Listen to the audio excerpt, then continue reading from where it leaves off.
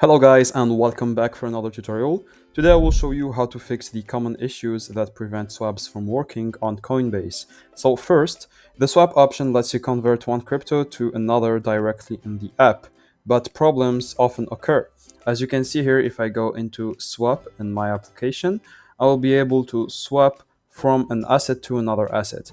But the problems that we are talking about here may be the network or the gas fees. So you must have enough of the network's native token like BNB, Ethereum, Matic, etc. to cover the fees, or the swap will fail. So here, for example, if I try to convert a token from currency to another currency, I will have to do it on a certain blockchain. Let's say, for example, Binance Smart Chain.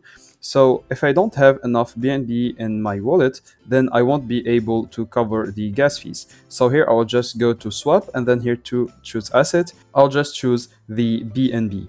All right. Then as you can see here, from any asset to BNB, I will have to transfer like $5 or $10 depending on the swap that you are making and the amount of money that you are transferring.